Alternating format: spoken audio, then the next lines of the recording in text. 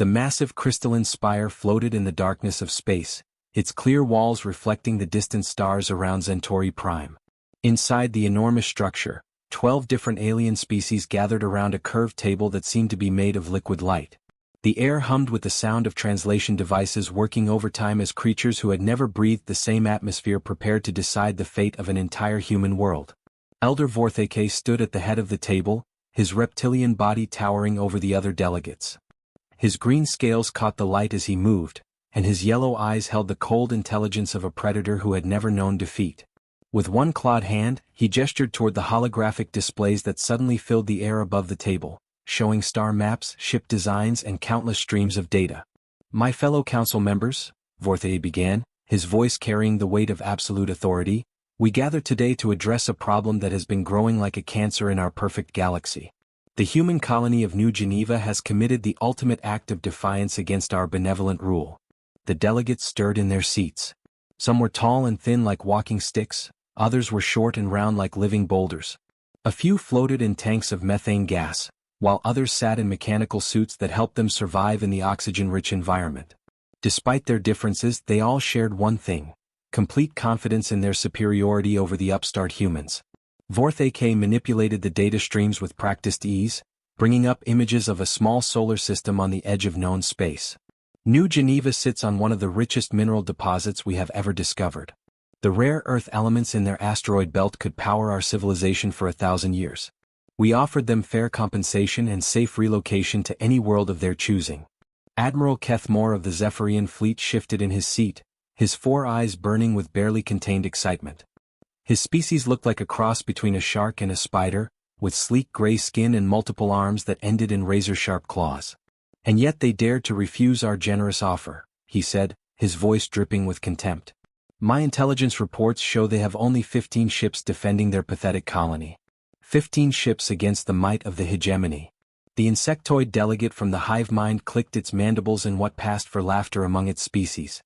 The creature looked like a giant praying mantis covered in chitinous armor, with compound eyes that reflected the holographic displays in thousands of tiny fragments. When it spoke, the voice came from dozens of smaller insects that crawled across its body, each one adding a note to the chorus. "Our quantum combat computers have run the simulation 10,000 times, the hive mind announced. In every single scenario, the humans are defeated within 4 to 6 standard hours. Their primitive technology stands no chance against our advanced weapons systems." Vorthake nodded slowly, pulling up technical specifications of human spacecraft. The images showed boxy, functional vessels that looked more like industrial equipment than warships. There were no elegant curves or artistic flourishes that marked truly advanced civilizations.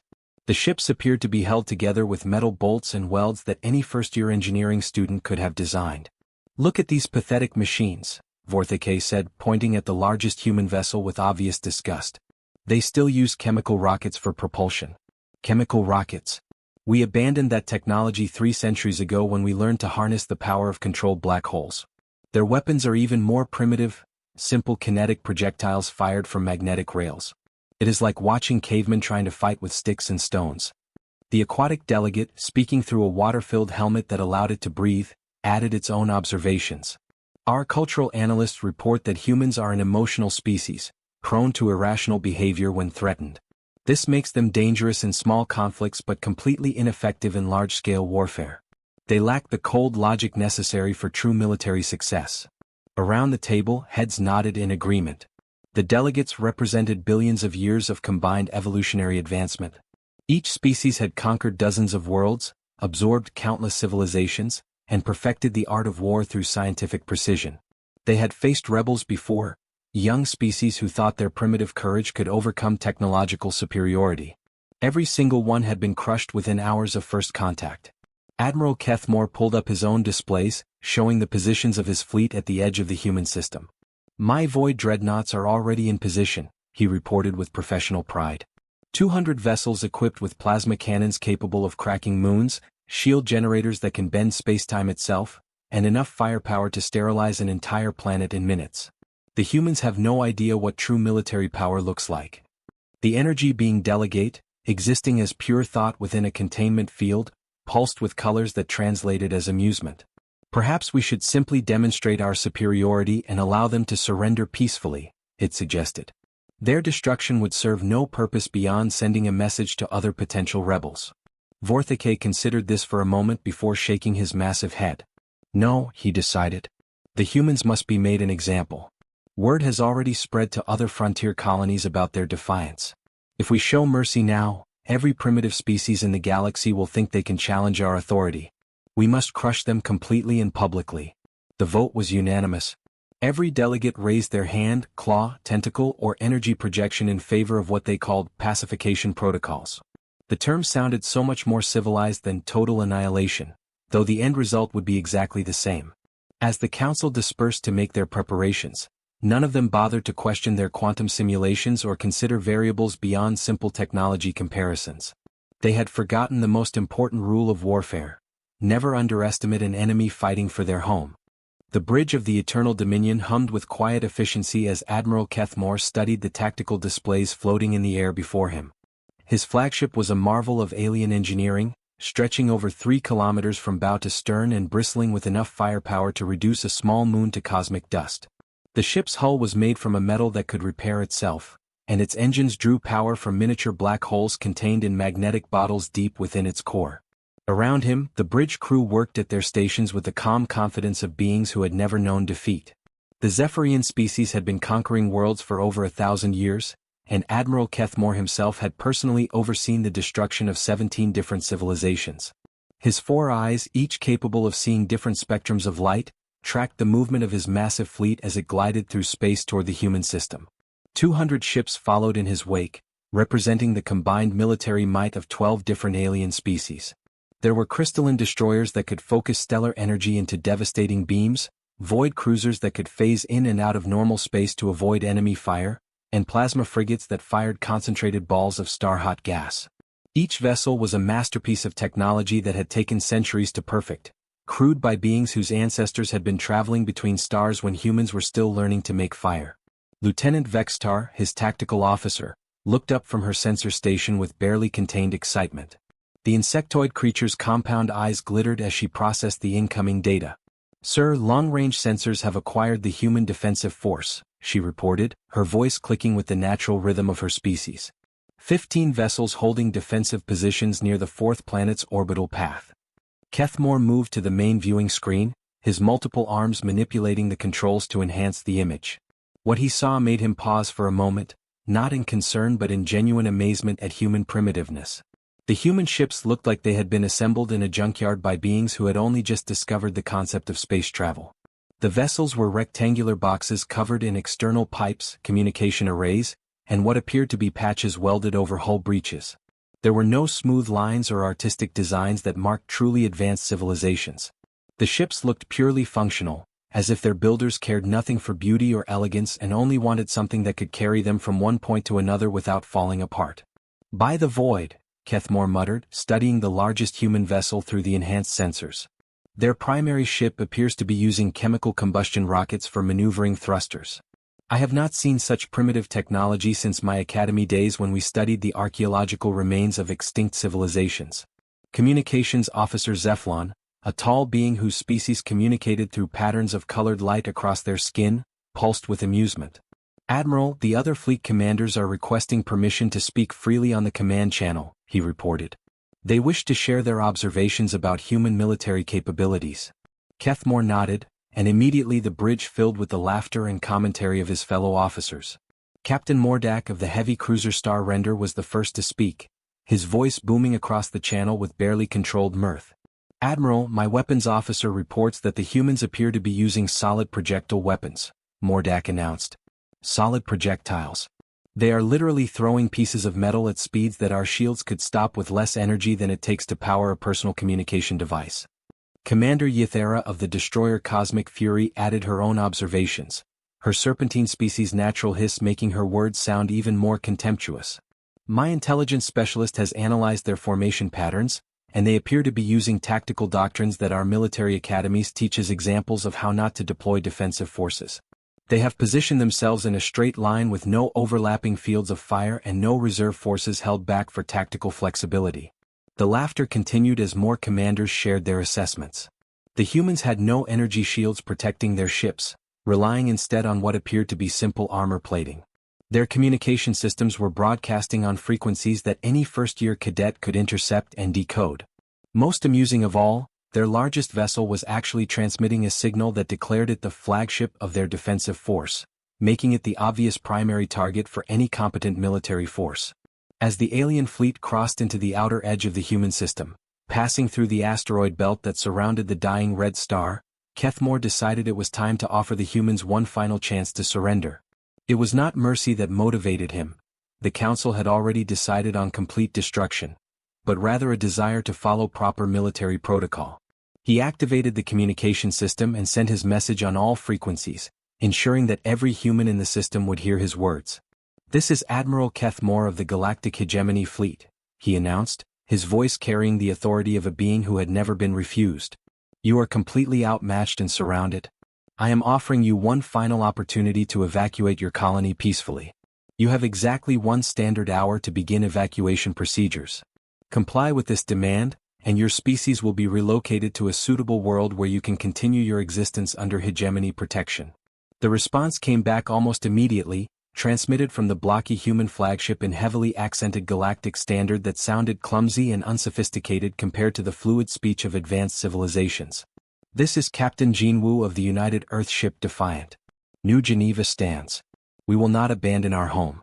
If you want our world, you will have to come and take it from us." Kethmore's laughter echoed across the bridge, joined by the amused sounds of his crew. The human captain's accent was so thick that the translation systems had difficulty processing some of his words, and his defiant message sounded like the boasting of a child challenging an adult to a fight. "Record that message for the Council archives," Kethmore ordered, still chuckling. "Future generations will want to hear the last words of a species too foolish to recognize their own limitations." He settled back into his command chair and began issuing orders for the final approach. In just a few hours, this minor inconvenience would be resolved, and the hegemony would have another resource-rich system to exploit. The humans would become nothing more than a footnote in galactic history, remembered only as an example of what happened to species that refused to accept the natural order of the universe. The space between the red star and its 4th planet suddenly filled with the brilliant light of energy shields as Admiral Kethmore's vanguard moved into attack formation. 50 of his most powerful warships arranged themselves in perfect geometric patterns that had been tested and refined through centuries of successful conquests. Each vessel's shields glowed with different colors: blue for the Zephyrian cruisers, green for the crystalline destroyers, and purple for the void frigates, creating a rainbow of deadly beauty against the black of space. On the bridge of the Eternal Dominion, Admiral Kethmore watched the tactical display with the satisfaction of a master craftsman observing his work. Every ship was exactly where it should be, every weapon system was charged and ready, and every shield generator was operating at maximum efficiency. His formation was a textbook example of overwhelming force applied with surgical precision. "Begin the demonstration," he ordered, his 4 eyes tracking the movement of the 15 human vessels that still hung motionless near the planet. "Target their flagship first. We shall show them the futility of resistance before we destroy the rest." Lieutenant Vextar acknowledged the order and began transmitting targeting data to the fleet's weapon systems. The alien ship's plasma cannons swiveled toward their targets, building up charges of energy that could melt through solid rock like it was soft butter. The air on every bridge crackled with anticipation as seasoned warriors prepared to add another victory to their long list of conquered worlds. Then something unexpected happened. The battered human flagship, the UES Defiant, suddenly broke away from the defensive formation and began accelerating directly toward the alien vanguard.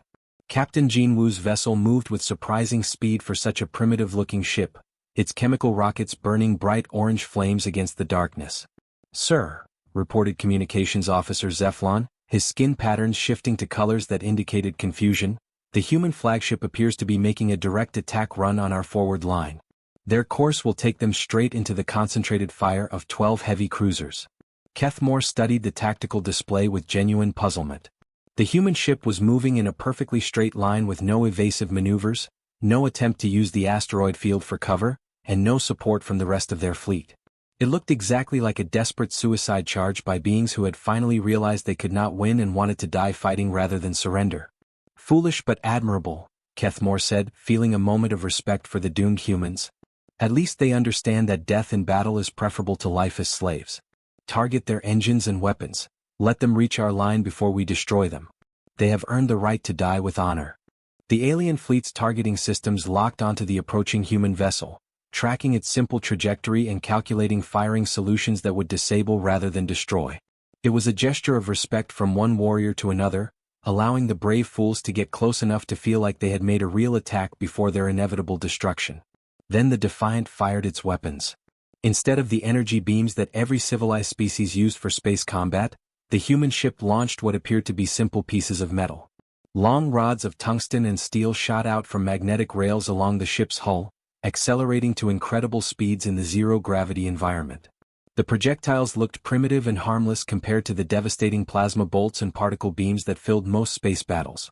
Lieutenant Vexstar barely glanced at her sensor readings as the metal rods approached the alien formation. "Sir, the humans are firing solid projectiles at our ships," she reported with barely concealed amusement. "Our shield systems do not even register them as a threat. They appear to be using some form of magnetic acceleration, but the projectiles lack any explosive warheads or energy enhancement." Admiral Kethmore nodded approvingly. The humans were indeed primitive, but they were showing courage by attacking with whatever weapons they possessed. He watched the tactical display as the first tungsten rod approached the Zephyrian heavy cruiser Stellar Pride, expecting to see the projectile harmlessly bounce off the ship's energy shields or perhaps cause minor damage to the outer hull. The tungsten rod struck the Stellar Pride at exactly 15% of the speed of light. The kinetic energy released by the impact was equivalent to a small nuclear weapon detonating inside the alien ship's forward section. The metal projectile, moving at relativistic speeds, passed through the energy shields as if they did not exist, because they had been designed to deflect energy weapons, not solid matter traveling at such incredible velocities. The rod punched completely through the cruiser's hull, its passage converting kinetic energy into heat so intense that the surrounding metal instantly vaporized. The ship's forward weapon systems, shield generators, and crew quarters simply ceased to exist in the space of a few milliseconds. Secondary explosions rippled through the vessel as damaged systems overloaded and ammunition stores detonated. "Impossible," Admiral Kethmore whispered, watching his tactical display as the Stellar Pride broke apart like a child's toy struck by a hammer. But the impossible was just beginning. 3 more tungsten rods found their targets among the alien vanguard, each one traveling at the same relativistic speeds and carrying the same devastating kinetic energy. The crystalline destroyer Shard of Eternity split in half as a steel projectile passed through its central power core. The void frigate Shadow Walker disappeared in a cloud of superheated gas when its antimatter containment systems failed under the impact stress. Within 60 seconds of the first shot, 4 of Admiral Kethmore's most powerful warships had been reduced to expanding clouds of debris and plasma. The survivors scattered in confusion, their perfect formation dissolving as captains tried to understand what had just happened. On the human side, Captain Hyun-soo aboard the U.S. Relentless saw the success of Jin Woo's attack and immediately followed his lead. But instead of making another straight-line charge, the second human ship began moving in patterns that defied every rule of space combat that the aliens knew. The Relentless twisted through space like a living thing, pulling acceleration forces that should have turned its crew into paste against the bulkheads. It dove toward one alien ship, fired its railguns, then immediately changed direction to attack another target from a completely different angle. The human pilot seemed to ignore the basic laws of physics, making turns and acceleration changes that no sane being would attempt. More human ships joined the attack, each one moving with the same impossible agility and unpredictable behavior. They did not maintain formation or follow any recognizable tactical doctrine.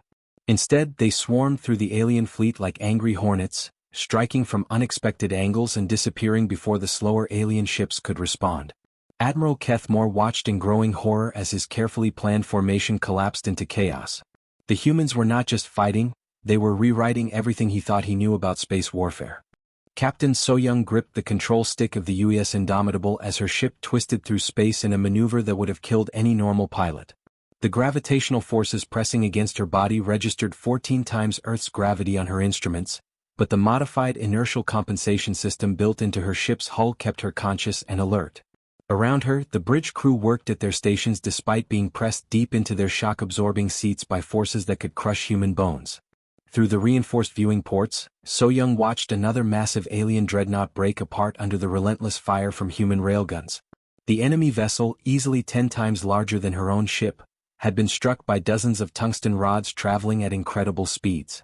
Each impact sent shockwaves through the alien ship's hull until finally the entire structure could not hold together anymore and exploded in a brilliant flash of light. "Target destroyed," reported her weapons officer, Lieutenant Jae-min, his voice strained from the extreme acceleration forces. "That makes 6 alien capital ships eliminated in the last 3 minutes. So-young activated the fleet communication system, broadcasting on the frequency that connected all 15 human vessels still fighting in the battle. All ships, this is Captain So-young. Execute pattern Delta 7 immediately. Show these invaders what Earth's children learned when we were alone in the void." Pattern Delta 7 was not a tactic that any military academy would have taught. It had been developed during humanity's desperate expansion into space, when early colonists faced pirates, asteroid miners, and corporate security forces with superior numbers and better equipment. The pattern involved each ship acting independently while coordinating attacks through rapid communication, creating a swarm effect that confused enemies used to fighting against organized formations. The remaining human ships immediately scattered across the battlefield, each captain choosing their own targets and attack vectors. To the alien commanders watching from their flagships, it looked like complete chaos. The humans appeared to have abandoned all military discipline and were simply attacking whatever enemies they could reach. Admiral Kethmore stood on the bridge of the Eternal Dominion, watching his tactical display with growing disbelief as his fleet was systematically destroyed by an enemy that should not have been able to damage even one of his ships. Every principle of warfare that he had learned during his centuries of military service was being proven wrong by these primitive humans. "Sir," reported his tactical officer, Lieutenant Vextar, her compound eyes reflecting the red warning lights that now filled the bridge, "we have lost 37 vessels in the last 8 minutes. The human attack patterns are unlike anything in our military databases. They seem to be ignoring their own safety completely." As if to prove her point, the tactical display showed Captain Dong-hyun aboard the U.S. Vengeance steering his badly damaged ship directly toward the alien flagship Cosmic Wrath.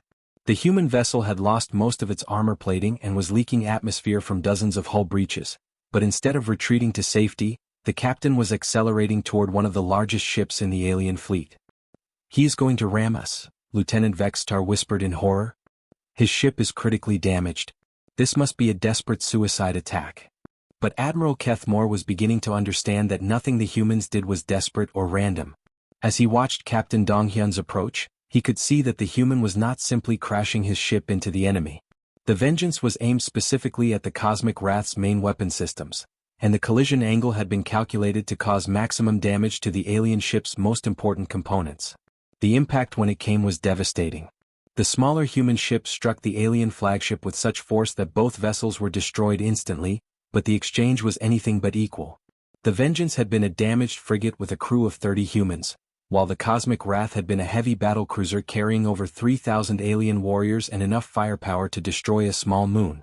"They are completely insane," Lieutenant Vextar said, her voice barely audible above the emergency alarms that were now sounding throughout the ship. "No rational species fights like this. They are trading their own lives without any regard for military logic or self-preservation." But even as she spoke, Captain Minho aboard the damaged U.S. Defiant was proving that the humans were anything but insane. His ship had taken heavy damage from alien plasma weapons, and the main railgun system had been completely destroyed by a direct hit. Any normal military commander would have ordered retreat or surrender, but Minho was doing something completely different. Using his ship's emergency maneuvering thrusters, systems that were only meant to provide basic positioning control during docking procedures, Minho began spinning his entire vessel like a giant top. The rotation was carefully controlled so that his remaining secondary weapons could fire in all directions as the ship turned, creating a defensive barrier of tungsten projectiles around his position. What should have been a crippling disability had been turned into a tactical advantage. The spinning Defiant became impossible for the alien ships to target effectively, while its continuously firing weapons created a zone of destruction that forced the enemy vessels to keep their distance. The alien commanders found themselves facing something they had never encountered in thousands of years of conquest. Every other species in the galaxy fought wars according to logical principles: preserve your forces, use superior technology, maintain formation discipline, and retreat when losses became too heavy. But the humans seemed to operate according to completely different rules. They were willing to sacrifice individual ships to destroy more valuable enemy vessels. They turned damaged equipment into weapons. They used maneuvers that should have been impossible for living beings to survive. Most terrifying of all, They seemed to consider the destruction of their own forces acceptable as long as they could inflict even greater losses on their enemies. Admiral Kethmore realized with growing horror that his fleet was not just losing the battle, they were being systematically dismantled by an enemy that fought like no other species in the galaxy. The humans had turned warfare itself into a weapon, using their own willingness to die as a tactical advantage that no amount of superior technology could overcome. As another group of alien ships exploded under human railgun fire, Kethmore understood that everything the Galactic Council believed about warfare was wrong. Admiral Kethmore stood in the ruins of his command bridge, watching the tactical display that showed the complete destruction of everything he had spent his life building. Emergency lights cast red shadows across the smoke-filled air while damage reports flooded in from the few ships that still remained operational. Of the 200 vessels that had entered the human system with such confidence, only 17 were still capable of movement, and most of those were so badly damaged that they would never fight again. His 4 eyes tracked the movement of the human ships as they continued their relentless attack, moving through space with the same impossible agility that had destroyed the greatest military force in galactic history. The tactical computer tried to maintain count of alien casualties, but the numbers were so overwhelming that the system kept displaying error messages. "Sir," croaked Lieutenant Vextar from her damaged station, her compound eyes dim with shock and disbelief, "we must retreat immediately. The humans are preparing for another attack run, and our shields are operating at less than 10% efficiency." Kethmore activated the long-range communication system, knowing that this would be his final report to the Hegemony Council. His voice was steady despite the chaos around him as he spoke the words that would change galactic politics forever. "This is Admiral Kethmore reporting to the Hegemony Council. My fleet has been destroyed. Human military capabilities are beyond anything in our databases. I am retreating with 17 surviving vessels. The humans fight unlike any species we have ever encountered. I recommend immediate revision of all strategic assessments regarding." A tungsten rod traveling at 15% of the speed of light punched through the Eternal Dominion's main bridge at exactly 17 minutes and 34 seconds into the battle. Captain Jinwoo's final shot had been aimed with perfect precision, striking the command center of the alien flagship and instantly vaporizing Admiral Kethmore, his crew and everything within a 50-meter radius of the impact point. The few surviving alien ships that could still move began their retreat immediately, their captains too shocked and terrified to maintain any pretense of military discipline. They fled the human system at maximum speed, leaving behind the wreckage of what had been the most powerful military force ever assembled by the galactic hegemony. Far across the galaxy, in the crystalline spire orbiting Centauri Prime, Elder Vorthake watched the tactical feeds with an expression of complete disbelief. The curved table where 12 species had confidently voted for human destruction now felt like a tomb as the delegates sat in stunned silence, processing what they had just witnessed. The holographic displays that had shown Admiral Kethmore's fleet approaching the human system now showed only debris fields and the occasional flash of light as damaged alien ships exploded from internal fires. 200 of the most advanced warships in the galaxy had been reduced to glowing scrap metal by 15 primitive human vessels using weapons that every civilized species had abandoned centuries ago. The hive mind delegate spoke first, its voice barely audible as dozens of small insects crawled across its body in patterns that indicated extreme distress. "How is this possible?" it whispered. "Our quantum combat simulations ran 10,000 scenarios. Every single one showed human defeat within hours." Vorthake stared at the tactical data, his reptilian brain struggling to process information that contradicted everything he thought he knew about warfare and technology. Slowly, a terrible understanding began to form in his mind. The hegemony's intelligence services had spent months analyzing human ships, weapons and technology, creating detailed reports about every aspect of human military capability. But they had made one critical error. "We cataloged their machines," Vorthake said slowly, his voice heavy with the weight of realization. "We analyzed their weapons and their ships. We calculated their firepower and their defensive capabilities. But we never studied what the humans themselves were willing to do with those weapons." The truth was becoming clear to every delegate in the chamber. The humans had not won because their technology was superior, they had won because they were willing to use their primitive weapons in ways that no civilized species would ever consider. They had turned their own willingness to die into a tactical advantage that no amount of advanced technology could overcome. The aquatic delegate, speaking through its water-filled helmet, added its own horrified observations. "Our cultural analysts reported that humans were an emotional species prone to irrational behavior. We interpreted this as a weakness that would make them ineffective in large-scale warfare. We were wrong. Static crackled through the communication system as emergency channels across the galaxy began carrying news of the impossible human victory. Captain So-young's voice came through clearly as she addressed the human colony on New Geneva, her words calm and professional despite the magnitude of what had just occurred. New Geneva Control, this is Captain So-young of the Human Defense Fleet. The alien invasion force has been destroyed or driven from our system. New Geneva is secure. Enemy threat neutralized. Within hours, the news had spread to every corner of galactic civilization. Species that had never heard of humans before suddenly found themselves studying reports about the Terran Doctrine, a new form of warfare that abandoned traditional concepts of acceptable losses and military logic in favor of total commitment to victory regardless of cost. Intelligence services across the galaxy began frantically revising their assessments of human capabilities. The species that had named themselves after the soil of their homeworld, humus, meaning Earth, had proven to be as stubborn and enduring as dirt itself. They would not be moved, could not be intimidated, and would fight to the death rather than surrender their independence. For the first time in over 1,000 years of expansion and conquest, the galactic hegemony found itself facing a species that they could not simply overwhelm with superior technology and numbers. The humans had demonstrated something that terrified every military commander in the galaxy. They were willing to sacrifice everything for victory, and their primitive weapons became devastating when wielded by beings who refused to accept defeat. Elder Vorthake looked around the council chamber at his fellow delegates, seeing the same realization dawning in their alien features. The age of easy conquest was over. Humanity had arrived in the galaxy, and they had announced their presence with 17 minutes and 34 seconds of impossible victory that would be remembered for centuries to come. The concept of negotiation between equals was alien to the hegemony, but they were about to learn it very quickly. The humans had earned their place at the galactic table through superior firepower and unshakable determination. The galaxy would never be the same.